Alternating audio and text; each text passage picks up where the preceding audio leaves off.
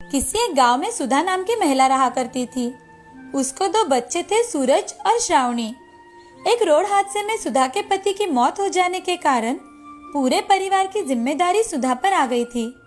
सुधा ज्यादा पढ़ी लिखी ना होने के कारण उसने रोटी बेचने का व्यापार शुरू किया।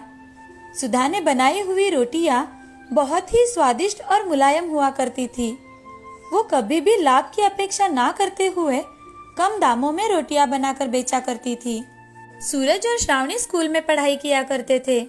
अपना होमवर्क पूरा होने के बाद वो अपनी माँ की मदद भी कर दिया करते थे। सूरज और श्रावणी के स्कूल के सामने ही एक नया पिज्जा सेंटर खुला। पिज्जा सेंटर वालों ने अपने खुद के पेम्पलेट भी छापे और गांव भर में बांटे। उससे पिज्जा सेंटर का अच्छा प्रचार होने लगा। गांव में पहला पिज्जा सेंटर होने के कारण लोग वहां पिज्जा खाने के लिए भीड़ कर रहे थे।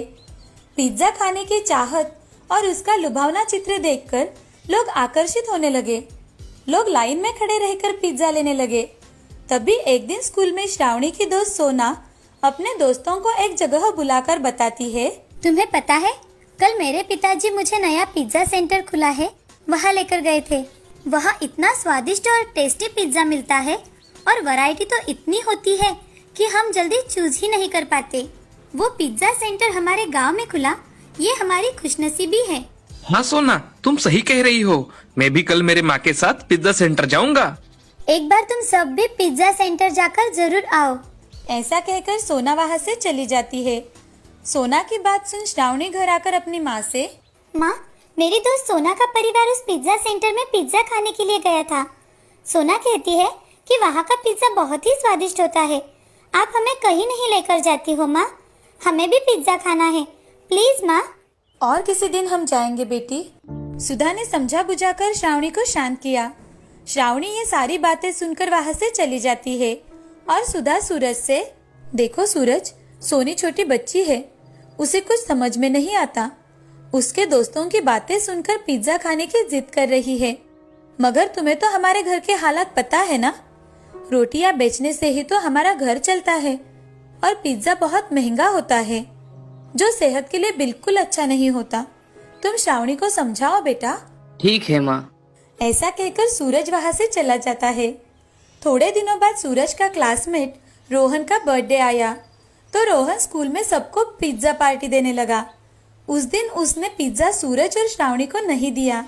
सूरज रोहन के पास आकर, रोहन, तुम मुझे पिज्जा नहीं दोगे तो भी चलेगा, मगर मेरी बहन को सिर्फ थोड़ा सा दे दो। बेचारी को बहुत दिनों से पिज्जा खाने का मन कर रहा था। सूरज की बातें सुन रोहन, तुम जैसे भिखारियों को देने के लिए क्या तुम्हारे माँ के हाथ की रोटियां समझ रहे हो? ये पिज्जा है, पिज्जा। इसे खाने के लिए नसीब होना चाहिए, समझे? चलो निकलो यहाँ से। ऐसा कहकर रोहन वहां से चला गया। सूरज और श्रावणी भी घर वापस आ गए। तभी श्रावणी अपनी माँ से, माँ, आज हमारे स्कूल में सबने पिज्जा खाया, मगर रोहन ने हम दोनों को ही पिज्जा नहीं दिया। आज अगर आपने मुझे पिज्जा नहीं दिया तो मैं कुछ भी नहीं खाऊंगी। श्रावणी रोते रोते अंदर कमरे में चली जाती है। तभी सुधा वहाँ खड़े खड़े सोचने लगती है। उसे कुछ भी समझ में नहीं आ रहा था कि क्या किया जाए। तभी उसने घर में बनाई हुई रोटी के ऊपर चीज, पनीर और सब्जियां डालकर एक रोटी पिज्जा बनाया, जो कि दुकान के बाहर लगाए हुए चित्र के समान ही था। और श्रावणी को बुलाकर सुधा, श्रावणी बेटी, देखो मैंने तुम्हारे लिए पिज्जा बनाया है, जरा खाकर देखो।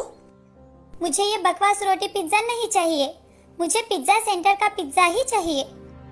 मैं तुम्हें कल किसी भी हालत में पिज्जा खिलाऊंगी बेटी। आज के लिए तुम इसे ही खा लो, बहुत रात हो चुकी है। मुझे ये नहीं चाहिए तो नहीं चाहिए। ऐसा कहकर श्रावणी वहां से चली गई और श्रावणी भूखे पेट ही सो गई। भूखे पेट सोने के कारण उसे नींद ही नहीं आ रही थी। तभी आधी रात को उठकर श्रावणी रोटी पिज्जा खाने लगी। सुधा यह सब दूर खड़ी रहकर देख रही थी और मन ही मन खुश हो गई। अगले दिन सुधा सूरज को अपने पास बुलाती है और उसे पैसे देकर, ये लो पैसे, स्कूल से घर आते समय इन पैसों से तुम दोनों के लिए पिज्जा खरीद कर लाना। माँ, ये पैसे कहाँ से आए? तुम्हारे पास तो पैसे नहीं थे ना? अपनी पड़ोसी मधु आंटी है ना, उनसे उधार लिए थे, थोड़े थोड़े करके चुकता कर दूंगी। श्रावणी पैसे मिलने की वजह से बहुत खुश हो गई। सूरज के साथ श्रावणी स्कूल चली जाती है। स्कूल खत्म हो जाने के बाद सूरज श्रावणी को लेकर पिज्जा सेंटर चला जाता है।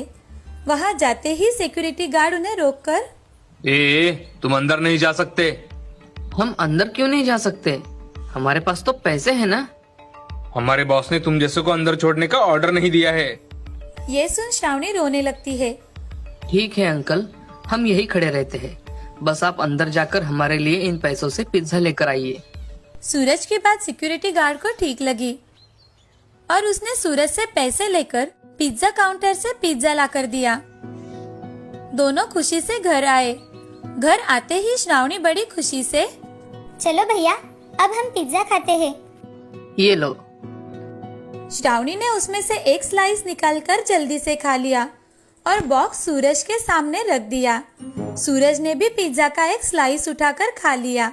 वो चुपचाप एक दूसरे की ओर देख ही रहे थे, तभी सुधा वहां आकर, बच्चों पिज्जा पसंद आया? माँ, इस पिज्जा से अच्छा तो तुम्हारा बनाया हुआ रोटी पिज्जा अच्छा है माँ।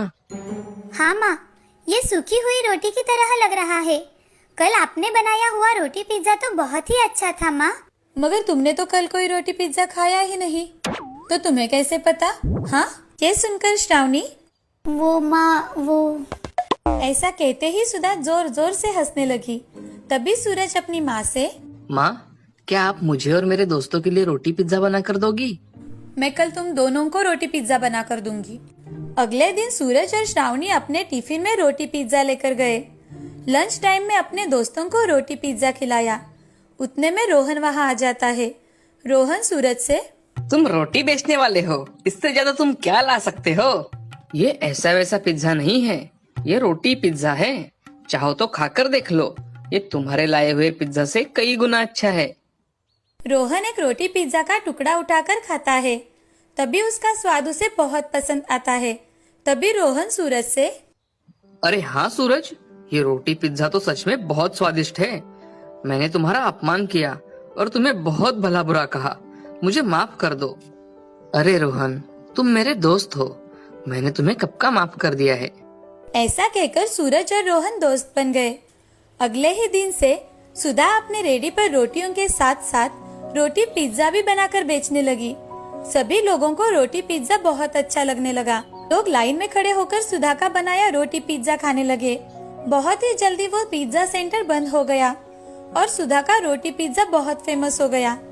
ये देख पिज्जा सेंटर का मालिक रविंद्र सुधा के पास आकर उससे एक रोटी पिज्जा खाता है और सुधा से, तुम्हारे इस रोटी पिज्जा से मेरा पिज्जे का दुकान बंद हुआ है। मुझे तुम पर बहुत गुस्सा आ रहा था, मगर जब मैंने तुम्हारा रोटी पिज्जा खाकर देखा तो मेरा सारा गुस्सा चला गया। सच में ये रोटी पिज्जा बहुत ही स्वादिष्ट है। वैसे मेरा पिज्जा का दुकान तो अब बंद हो गया है, तो तुम एक काम क्यों नहीं करती, मेरे दुकान में ही अपने पिज्जे का दुकान लगा दो और मुझे तुम्हारे व्यापार में से थोड़ा हिस्सा दे देना। बाकी मार्केटिंग का काम मैं देख लूंगा। रविंद्र की बातें सुन सुधा बहुत खुश हो गई और झट से मान गई। ऐसे ही दिन ब दिन सुधा का रोटी पिज्जा बहुत मशहूर हुआ। स्वाद के साथ साथ मार्केटिंग अच्छा रहने के कारण बहुत कम समय में ही उसका पिज्जा का व्यवसाय बहुत बढ़ गया। उन्होंने बहुत पैसे कमाए और वो कुछ ही दिनों में अमीर बन गए। अब सुधा ने झोपड़ी की जगह एक अच्छा घर बनाया और बच्चों के साथ सुधा खुशी खुशी रहने लगी। उसका रोटी पिज्जा लोग बड़े चाव से खाने लगे। इस कहानी से हमें ये सीख मिलती है कि जिंदगी में बुरा समय तथा अच्छा समय हर किसी का आता है, लेकिन उससे हमें अपना संयम तथा विवेकशीलता नहीं खोनी चाहिए और अपने मेहनत के दम पर हर नामुमकिन काम मुमकिन करने का प्रयास करना चाहिए।